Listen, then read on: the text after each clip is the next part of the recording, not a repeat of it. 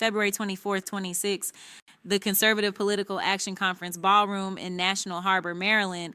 Donald Trump stood at the podium in a navy suit that strained slightly at the buttons, his red tie hanging long, his face animated with the particular energy he reserves for moments when he believes he has already won.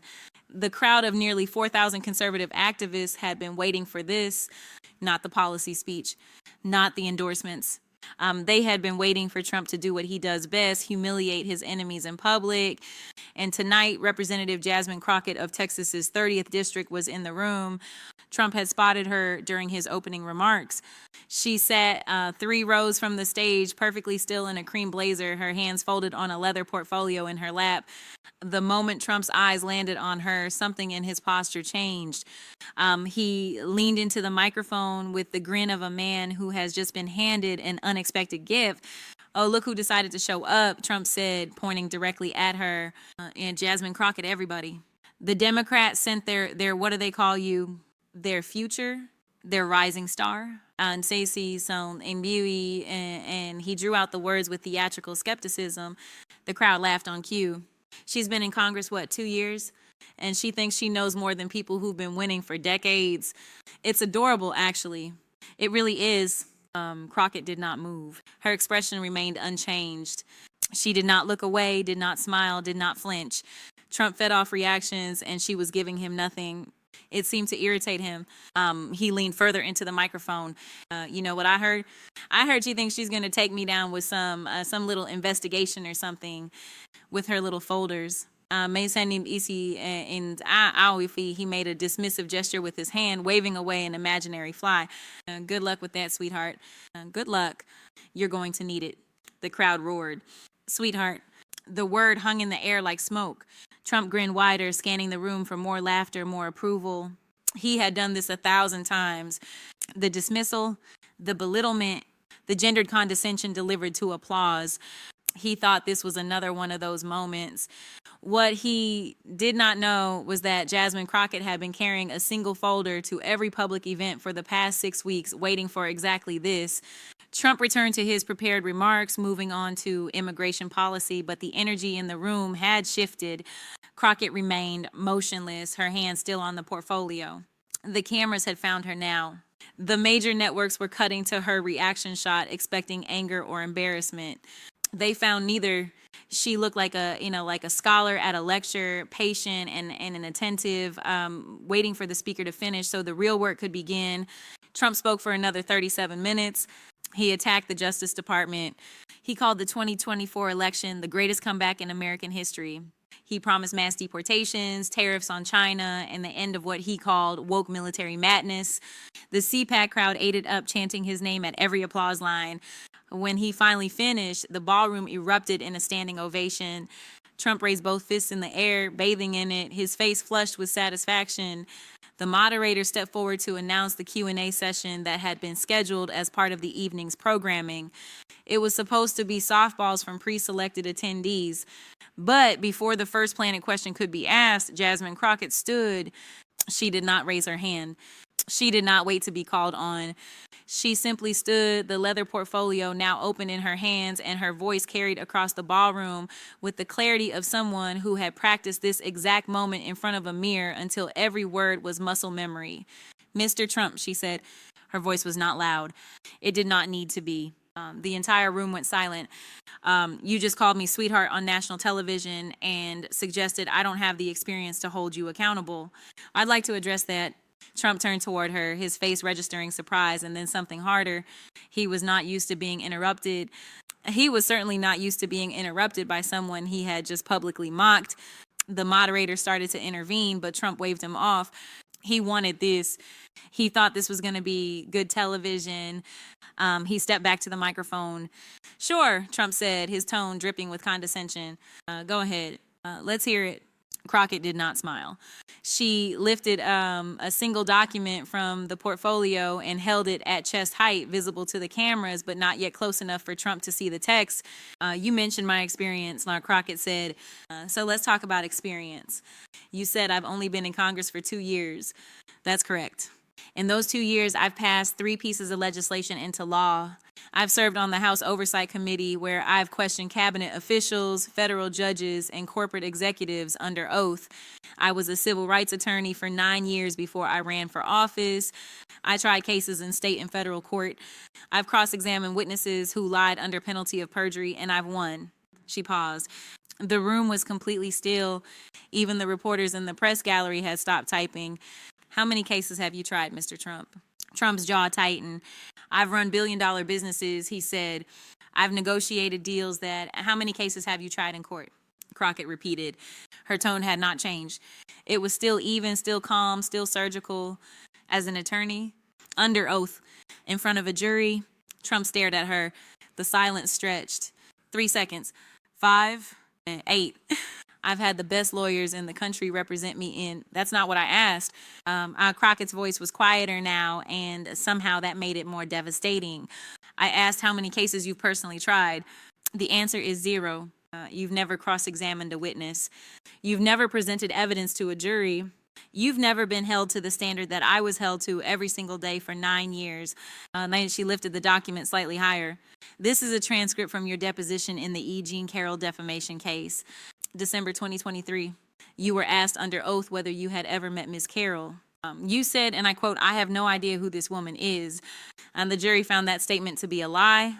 They awarded her $83 million in damages. That verdict was upheld on appeal 3 months ago. The ballroom had gone so quiet that the hum of the overhead lights was audible. Trump's face was reddening, the color climbing from his collar to his hairline. He opened his mouth, but Crockett was already continuing. This, she said, pulling a second document from the portfolio, is a transcript from your deposition in the Trump University fraud case. You were asked if you had personally selected the instructors for the real estate seminars that bore your name. You said yes. The document showed that you had never met a single one of them. The case settled for $25 million. Trump gripped the edges of the podium. Those cases were political hit jobs. Everyone knows that. Crockett did not react to the interruption. She simply pulled a third document. This is a transcript from your deposition in the Trump Foundation investigation. You were asked if the foundation had ever made a donation to a veterans charity without your staff having to be publicly shamed into it first. You refused to answer the question. The foundation was dissolved by court order, and you were banned from operating a charity in New York State. She said all 3 documents on the edge of the stage aligned perfectly as if she were entering evidence in a trial. 3 depositions, 3 cases where your sworn testimony was either false or contradicted by your own documents. And you just stood on this stage and called me inexperienced. The silence that followed was absolute. 10 seconds, 15, 20. Trump's mouth opened slightly, but no sound came. His hands remained locked on the podium. Someone in the crowd coughed, and the sound echoed like a gunshot. The cameras were locked on Trump's face, and what they captured was something rarely seen. Donald Trump with no words. Crockett closed the portfolio with a soft snap that carried across the silent ballroom. You called me sweetheart, she said. Her voice had dropped even lower now, barely above a conversational tone, but every word landed with the weight of stone. You dismissed my qualifications. You laughed at the idea that I could hold you accountable. And saying, she paused, and for the first time, something resembling emotion crossed her face. Not anger, something colder, something more dangerous. Mr. Trump, I'm not here to impress you. I'm here to document you. 22 seconds had passed since Trump went silent. The number would be repeated in every news broadcast for the next 72 hours. 22 seconds of Donald Trump unable to speak. The footage would be clipped, shared, and replayed millions of times. But in the ballroom, in that moment, those 22 seconds felt like an eternity. Trump finally found his voice. This is a setup. You came here prepared, Crockett said, cutting him off with the same calm precision. That's what attorneys do. We prepare, we document. We don't just talk. She gestured toward the 3 documents still sitting on the stage. Those are public records. Anyone can read them. The difference is I did. Trump's face had gone from red to something closer to purple. His breathing was audible over the microphone. "You think you're so smart," he said, his voice rising now, losing the controlled bravado it had carried all evening. "You think you can come into a room full of patriots, and I think you underestimated me," Crockett said, "and I think you're used to getting away with it." Trump slammed his hand on the podium, the sound cracking through the PA system. "I've been underestimated my whole life, and I've beaten everyone who—" "Have you?" Crockett's voice was still calm, still even. The contrast between her stillness and his visible agitation was stunning. "Because from where I'm standing, you've lost 63 court cases. You've been convicted of 34 felonies. You've been found liable for sexual assault and defamation. You've had your business licenses revoked in multiple states. You've been banned from running a charity. And you're currently under 4 separate federal investigations." She tilted her head slightly as if genuinely curious. "At what point does losing stop looking like being underestimated and start looking like accountability?" The silence returned. But this time it was different. This time Trump had nothing, no deflection, no nickname, no attack line. He stood at the podium, and when his face contorted with something that looked like genuine shock, as if he could not believe this was happening to him, here, in front of his people, on his stage. Crockett picked up the 3 documents from the edge of the stage and placed them back in the portfolio. She closed it with care, the leather creaking softly in the silence. "You're going to call this partisan," she said. "You're going to say I'm biased, that I hate you, that this is all political theater. So let me be very clear." She looked directly at him, and her voice carried the weight of every woman who had ever been called sweetheart in a room full of men who thought her presence was decorative. "I don't hate you, Mr. Trump. I just did my homework." She sat down. The ballroom remained frozen. Trump stood at the podium, his mouth opening and closing soundlessly, his hand still gripping the wood as if it were the only thing keeping him upright. The moderator tried to move to the next question, but Trump waved him off with a jerky, dismissive gesture. He straightened his tie. He cleared his throat. He looked out at the crowd as if searching for the energy he had commanded just minutes earlier. It was gone. Trump started, then stopped.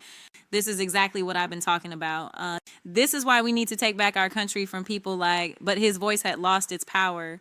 The crowd, which had roared for him 30 minutes earlier, was silent now, not hostile, just uncertain. Trump could feel it.